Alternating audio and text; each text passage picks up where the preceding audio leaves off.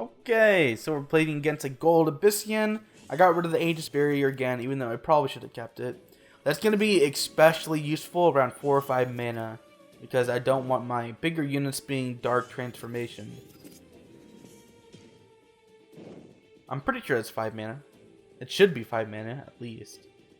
Kill a unit and then get a Wraith Link? It's just so crazy.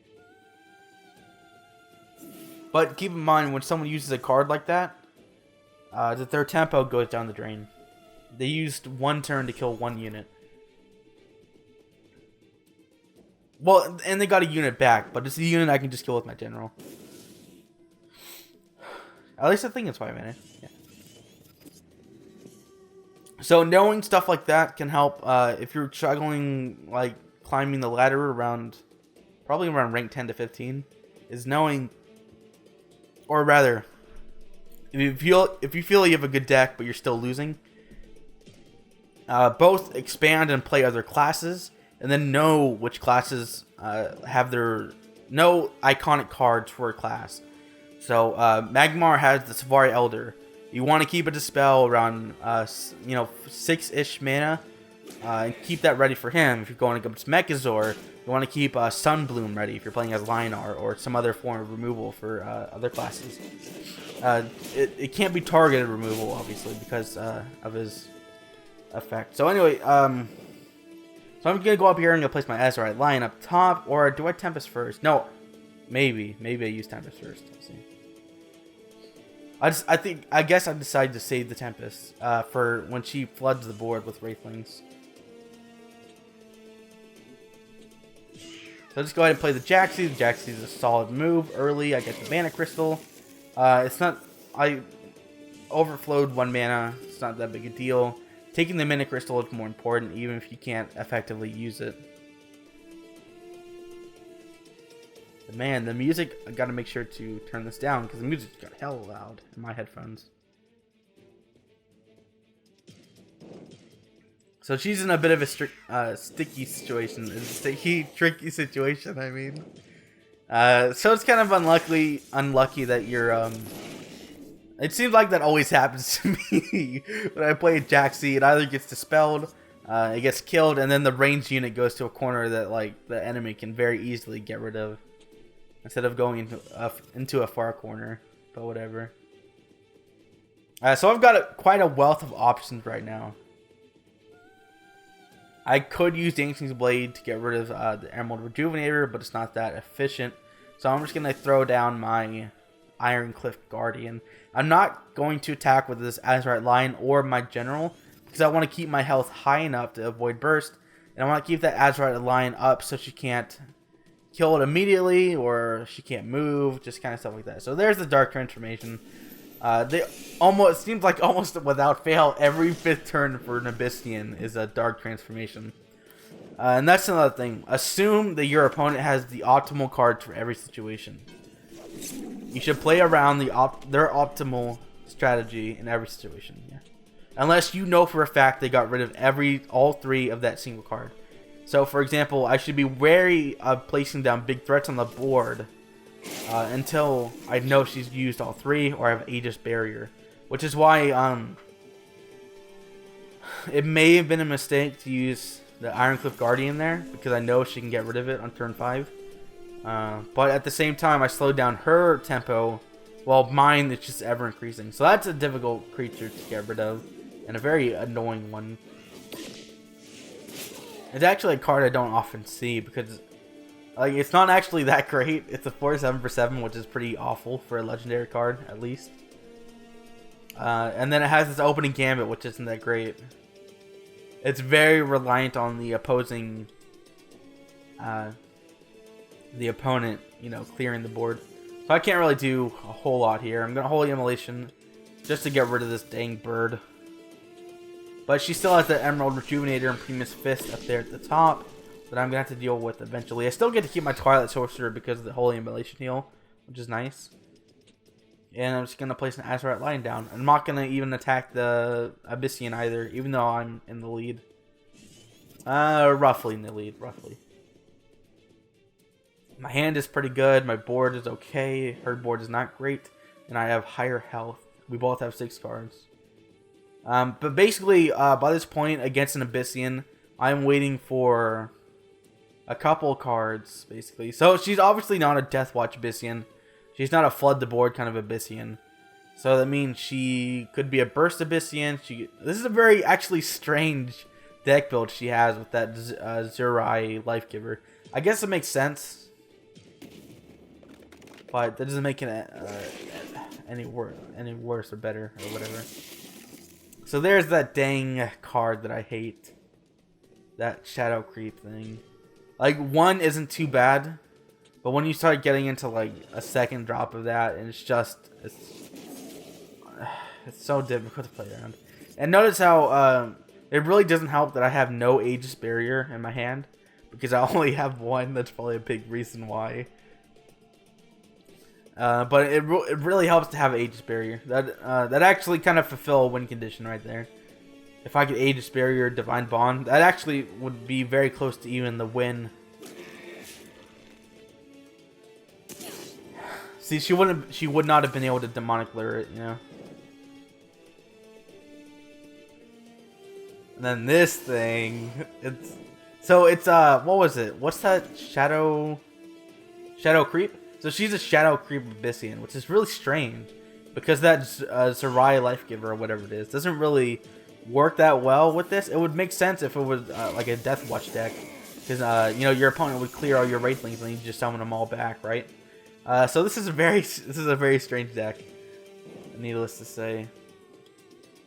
So I'm just trying to survive by this point. I think I move 1 back, place a Jaxi, Holy Immolation, and that clears out a pretty good amount of it.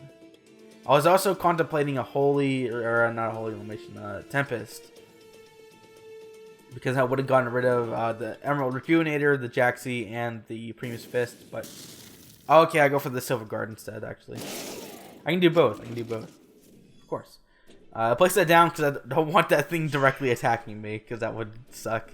So the reason Shadow Creep is so painful is because as a Lyonar, excuse me, you of course want your units to be close to yourself, and typically you try and surround the enemy, like I was doing, like I'm doing right now. So that's why Shadow Creep is so effective against Lyonar. Against other classes like probably Vinar probably wouldn't be that effective. Magbar wouldn't be that effective because they can just rebirth. Well, actually, maybe it would be effective. It's not effective against Songhai because Songhai doesn't have very many units. He's very mobile. So it's pretty much just Lyonar that really hurts Lyonar. You know what? It'd probably hurt Vitruvian pretty bad. Actually, yeah, okay, yeah, it would. Because Vitruvian, I think, likes to stick in the back line and just try and whittle you down through whatever. So anyway, I think I lost right here. Oh, well. Yeah, like, let me just concede. Come on, man. And thus ends the streak. I think it was like an 8-win streak, which is pretty good. It's nice. Got me into gold. Gold, yay. More Lyonar. So we're going to get rid of that middle card. We're going to keep the other 2 because they're great early drops. Keeper of the Veil is not great for the early game, but it's not terrible either. Probably just going to mulligan that this turn. Move first so I can buffer that command while I replace. And it's Jaxi, so this is a pretty great starting hand right now. So I go for the 2/2 because it's the most mana efficient. And I place it behind me so she can't just insta-kill it. Because the Azarite line, it's pretty good value for the cost. And I don't want it just to instantly die on the opponent's turn. And of course I put the Jaxi out in front because it is completely expendable. I don't care about that minion at all. So her using that damaging card on the Azarite line is perfectly fine. Actually, so that's another perk. By placing it behind me, I force her to use a removal card. Using a removal card in the Azarite line is actually pretty good. I'm actually kind of surprised I moved that down instead of trying to get rid of the Jaxi.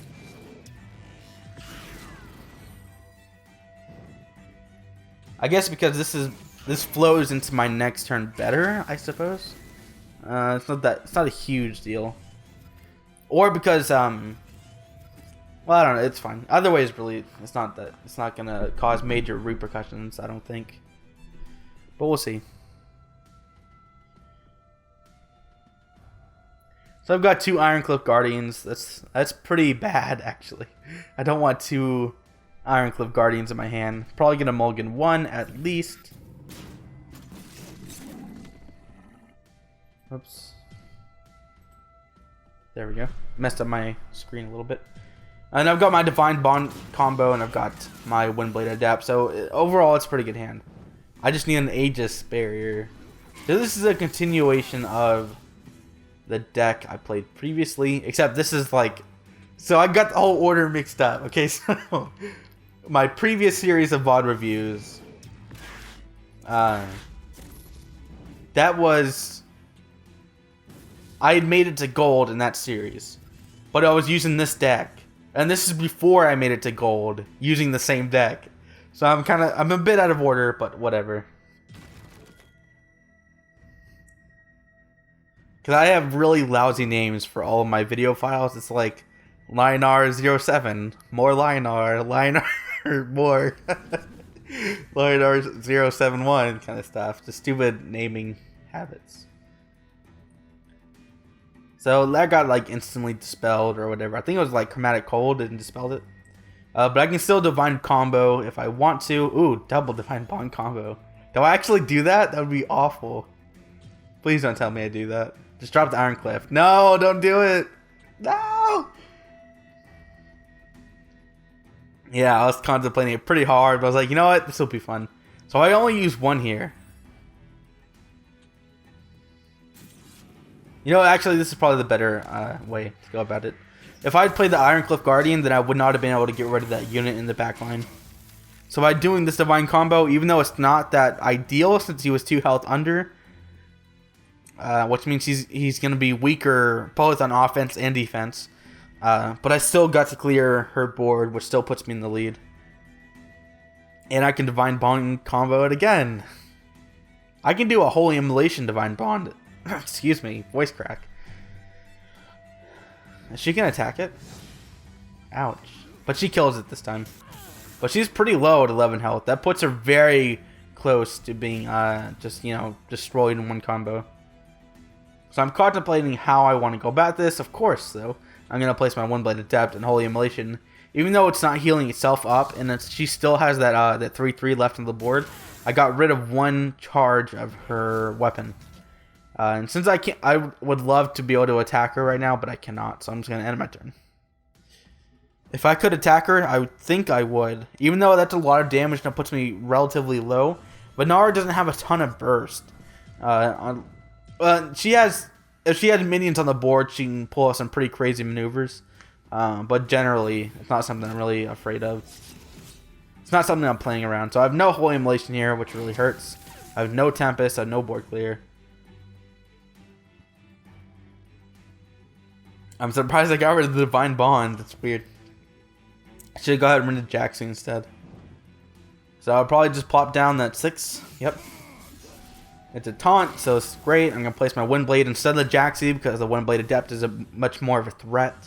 And that Primus Fist is only a 2/3, so you can't just trade it that way.